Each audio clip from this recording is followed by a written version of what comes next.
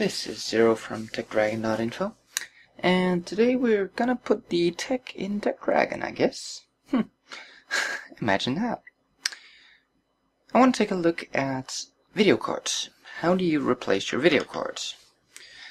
Well, as you can see right here, this is my old computer that I'm using as an example. Couple of things.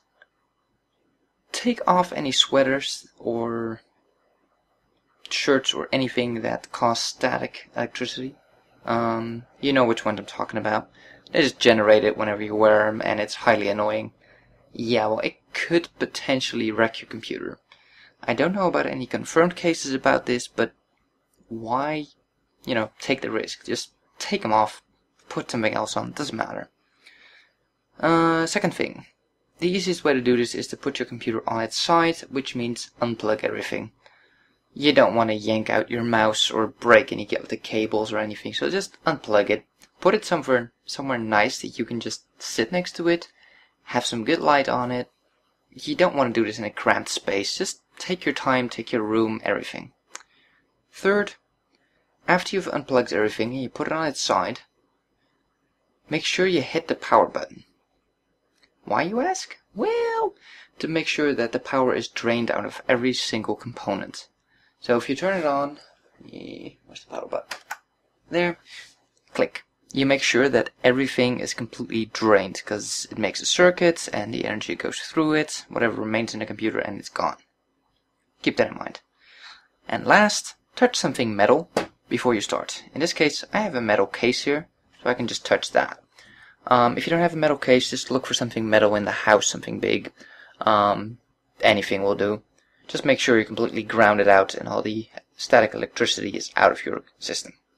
Okay, we get that out of the way. Now, what I need to talk to you about is this part here. For me, it has a screw, but there are a lot of different systems on the market now. Almost every single case has a different system. So you're going to have to figure this one out yourself, how it works. I can't tell you for all of them. Some of them clamp down, some of them there's a screw that clamps a whole row down. It's just going to be different for every system, so just take your time and look and figure it out. Maybe find your manual from your computer case. I don't know, but in this case, a simple screw. So we'll start by unscrewing that. As you can see, the card is under a little bit of stress because this case is quite old and crooked. Doesn't matter as long as it's not too much stressed in any direction, because the stress will translate down to the bottom part of the card where it connects to the socket. Now, in a lot of cases, at the back of the slot, you'll see something like this. Should be visible, I hope, on the video. It's a white little nudge, and it can be in all kind of colors. It's not particularly always white or anything. But this is a sort of lever, and you need to press down on it to release the video card. If I try to pull it out now, the back won't go anywhere. It's stuck. So what you need to do is press down on that and leverage it out. So what I'm going to do, normally you'll have a decent portion here to press on. But because this is a piece of shit case that's, well, not case, motherboard, that's quite old, it is crap. So I almost have no room to push down on, which is really annoying. So I'm going to press on the back here. Let's see if that did enough. And then you jiggle the card back and forth. In this case, left to right. As you can see, it's slowly coming out. And when you grab it, make sure you don't grab it any crucial components. And carefully lift it out. Whenever you take a card out and you put it down somewhere, always make sure that this edge is safe. You don't want any scratches or anything to happen. That is the main connection to your motherboard, and if that gets damaged, your card will no longer work, and there's no way to fix it. Now, for my replacement card, I have a, turn it around, doesn't really matter, it's just a card I have laying around, Radeon HD, what is it, 5770. Now, one thing you need to see here, not sure if it's going to be properly focused, but there's a plug that goes in here. That is a 6-pin connector like this, so make sure your power supply has this connection, and check for screenshots and stuff of this particular video card you want to put in before you buy it, and make sure your video card has the proper amount of these connections. Current day high-end video cards will require you 2 of those connections.